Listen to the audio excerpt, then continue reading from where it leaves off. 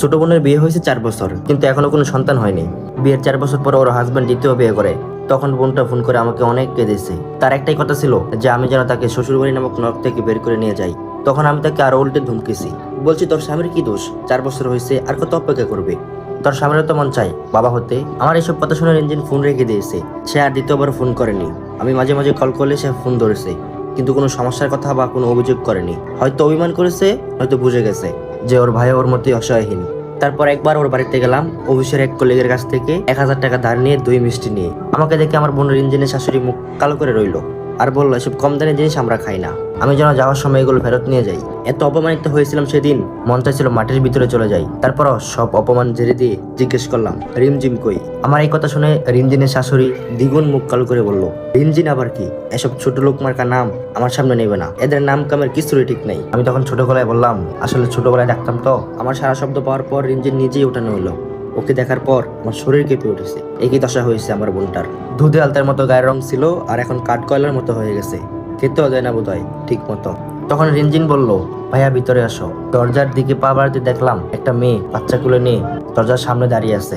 তার ভাবভঙ্গি দেখে বুঝতে পারলাম সে চাচ্ছে না আমি ভিতরে যাই। বুঝতে পারলাম এটাই রিনজিনের স্বামীর দ্বিতীয় স্ত্রী। রিনজিম দীর্ঘ শ্বাস ফেলে বলল, আমাকে দেখা হয়েছে তো, এবার চলে যাও। আমার খুব ইচ্ছে করছিল চলে যাওয়ার সময় রিনজিনকে সাথে করে নিয়ে যাই, কিন্তু আমি নিরপরাধ।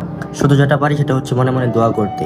আমার মতো ভাই যেন তার কপালে না জোটে, যে নিজের বোনকে আগুনে পড়তে দেখেও সাহায্য করতে পারে না। রিনজিন আমাকে এগিয়ে দিতে এসেছে রাস্তা পর্যন্ত। দেখলাম সে ভালো করে হাঁটতেও পারছে না। তার পায়ের মাঝে অনেকটা কাটার দাগ রয়েছে এখনো। আমি জিজ্ঞেস করলাম, তোর পায়ে কি হয়েছে? রিনজিন তখন হেসে উত্তর দিল, তেমন কিছু না, আমার সতীন বডিটা ছুঁড়ে মেরেছে।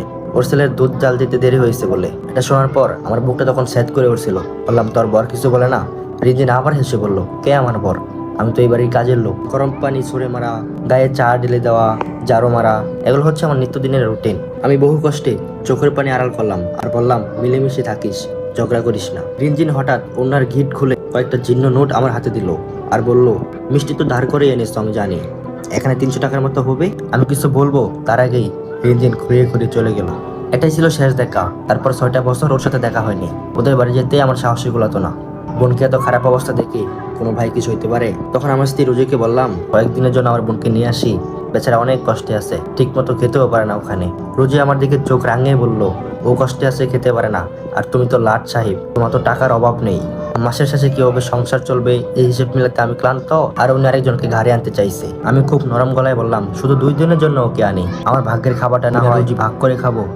তুমি যদি 2 পয়সা বেশি বেতনের চাকরি করতে তাহলে আমি মানা করতাম না। বোনকে তুমি 14 গোষ্ঠী এনে খাওয়াও, কিন্তু তুমি বেতন পাও মাত্র 10,000 টাকা। তা দিয়ে কি আমাদের সারা মাস চলে? আমাদের 4 ছেলে মেয়ের লেখাপড়া, বাড়ি ভাড়া, গ্যাস ভাড়া, কারেন্ট বিল, আরো কত কি, কোনটা বলবো? তাছাড়া মেয়েরাও যে বড় হচ্ছে, তাদেরও তো বিয়ে দেওয়া দরকার। মাস শেষে তো একটা টাকাও হাতে রাখতে পারো না। তোমার কি লজ্জা করে না? এর মাঝে আবার আরেকজনকে ঘাড়ে আনতে চাইছো। রুজির উপর আমি বা কি বলবো? ও তো কোনো ভুলও বলেনি। রিনজিনকে মাঝে মাঝে আমি ফোন করতাম আর খুব তাড়াতাড়ি কথা শেষ করে দিতাম। যদি হঠাৎ করে সে বলে ফেলে যে ভাইয়া আমাকে নিয়ে যাও, তখন আমি কই নিয়ে যেতাম। এভাবেই কেটেছে অনেকগুলো বছর। আমার যে একটা বোন আছে আমি ভুলেই গেছিলাম। ছেলেটা বড় হয়েছে, এসএসসি পরীক্ষা দিচ্ছে, কলেজে ভর্তি হবে, কমপক্ষে 11,000 টাকা লাগবে। আর মাত্র 2 দিন সময় আছে, এর মধ্যে আমি একটা টাকাও জোগাড় করতে পারিনি। এর মধ্যে কয়েক মাসের বাড়ি ভাড়াও বাকি আছে। নোটিশ দিয়ে দিয়েছে 7 দিনের মধ্যে বাড়ি ভাড়া পরিশোধ করতে হবে। এত টাকা আমি কই পাবো কিছুই বুঝতে পারছিলাম না। হঠাৎ করে আমার বোনের কথা মনে পড়লো। তাকে কল দিলাম। লজ্জিত হয়ে নরম গলায় তার কাছে কিছু টাকা ধার চাইলাম। বললাম আমার ভীষণ প্রয়োজন। ও রাজি হলো।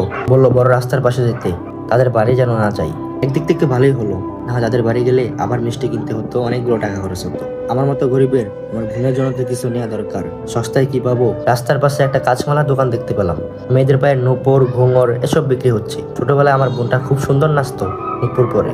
রিনজিন জিন শব্দ হতো, সেই থেকে আমার বাবা নাম রেখেছিল রিনজিম। এখন সে বড় হয়েছে, এখন তো আর এইগুলা পড়বে না। তাও আমি একজোড়া নূপুর কিনে নিলাম খুব সস্তায়। সেই দিন এই সামান্য উপহার দেখে ও এত খুশি হয়েছিল আমি কল্পনাও করতে পারিনি। তারপর ও আমাকে 12,000 টাকা দেয়। আমিও জিজ্ঞেস করিনি কই পেয়েছিস এত টাকা, খুব দরকার ছিল তাই নিয়ে নিলাম। আর 2 দিন পরে ওর স্বামী আমাকে ফোন করে অকথ্য ভাষায় গালিগালাজ করলো আর বললো আমি যেন এক্ষুনি ওদের বাড়ি যাই। আমি ওদের বাড়ি গিয়ে দেখলাম আমার বোনকে ওরা মেরে আর কিছুই রাখেনি। আমি তখন প্রচন্ড রেগে তাকে জিজ্ঞেস করলাম, তুই আমার বোনকে মারলি কোন সাহসে? সাথে সাথে বললো, জীবনে একদিন বোনের খবর নেয় না, 1 পয়সা দেয় না, সে আবার বোনকে দিয়ে আমার টাকা চুরি করায়। তোর বোনের জন্য এত মায়া হলে নিয়ে যা সাথে করে। তোর বোনকে আমি আর 1 মুহূর্ত আমার বাড়িতে রাখবো না। ওই মুহূর্তে আমার রাগ পানি হয়ে গেল। অনেক বোঝালাম যে তার টাকা ফেরত দিব, কিন্তু কোনো লাভ হলো না। আজ 9 বছর পর আমার ইঞ্জিন আবার বলে উঠলো, আমাকে তোমার সাথে এখান থেকে নিয়ে যাও না। আমিও তবুও ওকে ওর বাড়িতে থাকার জন্য অনেক চেষ্টা করেছি, হাতে পায়ে ধরেছি, তবু কোনো লাভ হয়নি। ওর স্বামী ওকে 3বার তালাক দিয়ে আমার মুখের উপর দরজা বন্ধ করে দিল। আমি তখন রিনজিনকে নিয়ে পথ চলা শুরু করলাম। রুজুকে কল দিলাম, বললাম কয়েকটা দিন যদি রিনজিন আমার সাথে থাকে। আমার কথা শেষ না হতেই আমার বউ চেঁচিয়ে কলটা কেটে দিল। বললো ছেলের ভর্তি হওয়ার জন্য সব টাকা দিয়ে দিয়েছি, এখনো বাড়ি ভাড়া দিতে পারিনি বলে বাড়ি হলে তাদেরকে তাড়িয়ে দিয়েছে, তাই এখন ছেলে মেয়েদের নিয়ে বাবার বাড়িতে উঠেছি। রিনজিন তখন বলল, ভাইয়া তুমি আমাকে একটা কাজ বের করে দিবা? পড়ালেখাও তো করলাম না, আমি কি কাজ করতে পারি? আমি তখন দীর্ঘ শ্বাস ফেললাম। আমাদের গ্রামটা অনেক ভালো ছিল, ছোটবেলা থেকে আমি আর রিনজিন এই গ্রামে বড় হয়েছি। সবুজ রঙের সস্তার আইসক্রিম গুলোও ভাগ করে খেয়েছি। কেউ কিছু দিলে ওর জন্য নিয়ে আসতাম, ওকে ছাড়া একটা ঘয়ও মুখে দিতাম না। এরপর বড় হলাম, আলাদা হয়ে গেলাম, দুজনের আলাদা আলাদা সংসার হয়েছে। এতটাই দূরে সরে গেলাম যে 5 বছরও একবার দেখা হয় না। এরপর হাঁটতে হাঁটতে রেল স্টেশনে চলে এলাম। রিনজিন হঠাৎ করে বলল, ভাই আমার খুব খিদে পেয়েছে। এরপর পকেটে হাত দিয়ে দেখলাম একটা 10 টাকার নোট, একটা পরোটা কিনলাম, তারপরে এই আগের মতো ভাগাভাগি করে খেলাম। এরপর দুজন রেল লাইনে বসে রইলাম। বসে বসে ভাবলাম ওকে কই নিয়ে যাব। কিছুক্ষণ পর দেখলাম রিনজিন ঘুমিয়ে পড়লো। এরপর তার কপালে হাত দিয়ে দেখলাম জ্বরে গা পুড়ে যাচ্ছে। এমন সময় রুজি কল দিয়ে বলল, আমার ছোট মেয়েটা নাকি বাথরুমে পড়ে তার মাথা ফাটিয়ে দিয়েছে, আমি যেন এক্ষুনি চলে আসি। তারপর আমার বোনকে ঘুমন্ত অবস্থায় রেখে আমি চলে এলাম। আসার আগে একটা চিঠি লিখে আসলাম। চিঠিতে লিখলাম, প্রিয় বোন রিনজিন, আগের মাথায় ডিভোর্স হয় না, তুই চলে যা তোর স্বামীর কাছে, তোর স্বামী হয়তো তোকে তাড়াতে পারবে না, আর আমাকে ক্ষমা করে দিস আমার প্রিয় বোন রিনজিন। আমি চোখের পানি মুছে চলে গেলাম। আমার মেয়েকে নিয়ে আমি হাসপাতালে গেলাম। পরের দিনে শুনলাম লোকজন বলা বলি করতেছে রেল লাইনে নাকি একজন মহিলা মারা গেছে, তার চোখ বডি পুরো শরীরটা বেলে থেতলে গেছে। আমার বুকটা তখন ধক করে উঠলো। কেউ কেউ বলেছে সুইসাইড, আবার কেউ বলেছে অন্য মনস্ক হয়ে রেল লাইনে বসেছিল, আবার কেউ কেউ বলেছে যে কানে শুনতে পায় না।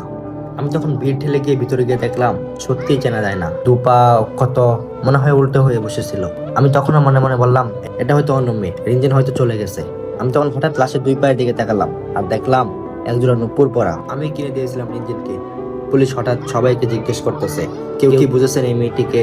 পুলিশ তখন আমাকে জিজ্ঞেস করায় আমি বললাম এক সময়ের খুব চেনা মানুষ, কিন্তু এখন খুব দূরের মানুষ।